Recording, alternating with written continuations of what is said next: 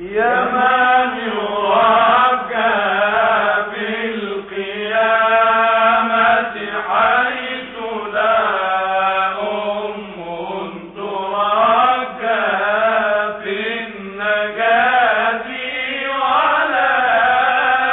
بسم الله الرحمن الرحيم. الحمد لله وصلى الله على سيدنا محمد رسول الله وآله ومن والاه واهتدى بهداه وبعد. And welcome to another episode of our reflections in the company of the righteous. And today we have a great scholar whose name is always associated with many sciences. The most important of them is the science of sociology and the science of history. That is Al-Imam Abdul Rahman ibn Muhammad ibn Al-Hasan ibn Muhammad ibn Jabir ibn Muhammad, who was originally from Ishbiliya, Seville, which is his family come originally from Ishbiliya, which is a city in Spain, or the Islamic Spain, Al-Andalus. He was born in Tunisia in the year 732, interestingly enough, in the fast of Ramadan, and he died in the 28th of Ramadan, 808, known as Ibn Khaldun, rahimahullah ta'ala, or Ibn Khaldun. So he is Spanish in the sense that his family originally came from there, and he is Hadrami in the sense that his family originally, or his tribe originally, came from Hadramaut in Yemen, and he is Tunisian in the sense that he was born in Tunisia, and he is Cairene, he is from Cairo as well, and Egyptian in the sense that he lived in Egypt and he died in Egypt and he was buried in Egypt. Ibn Khaldun rahimahullah memorized the Quran and summary of Ibn al-Hajib, and studied Maliki fiqh and listened to the scholars at his time at a very young age. Then he started his very long travel.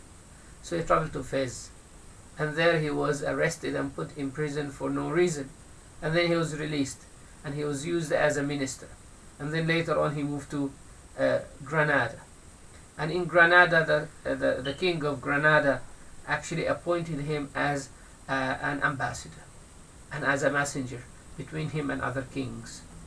And then he traveled to Bigaya, and then he asked for permission to go to Hajj, came to Egypt, and he stayed in Egypt, and he taught at Al-Azhar Mosque for many years. And then he was appointed as the Qadi, the supreme judge of the Malikis in Egypt, by the command and the decree of the Sultan of the time, As-Sultan Barquq. Later on he was removed from his position because he was a little bit harsh. He used actually to punish anyone who disagrees with him by slapping him, by asking the guards to slap him. So he was removed from his position, and then he was reappointed again in his position, and he was known for his fasaha, eloquence. He was very, very eloquent, and he was a person of virtues and respect, and he was a person of nobility and good lineage. He was very strong in his memorization, and his calligraphy, his writing, was beyond description as well.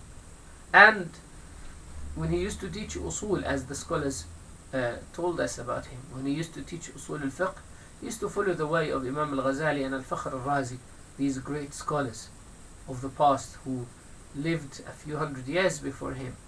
And he used to say that their way is much nicer and clearer and to the point. He is most famous of his book, great 8 volumes book on history, called Al-Ibar fi Tarikh al-Muluki wal-Umami wal-Barbar, which is a great work on history, not only history but sociology as well. And the introduction, the first volume of this history, is known as the introduction, Al-Muqaddimah, which is known as a very great piece of writing on sociology and the relation between science and civilization, and the relation between people and the land. The message that we get from the life of Ibn Khaldun today, brothers and sisters, is although Ibn Khaldun left his family and he traveled to different countries, everywhere he was given a very great place. Everywhere he was honored and respected. Everywhere he was appointed at very high positions due to his knowledge. Had it been that people could not find in him that great and excellent knowledge, they wouldn't have appointed him like that, especially bearing in mind that at that time there was a lot of competition between scholars. Your knowledge is what is going to push you forward, not only in the eyes of people, but also in the eyes of Allah. Allah subhanahu wa ta'ala make this month a blessed season for us to seek knowledge. Sallallahu ala Sayyidina Muhammad wa ala alihi wa sahbihi wa sallam.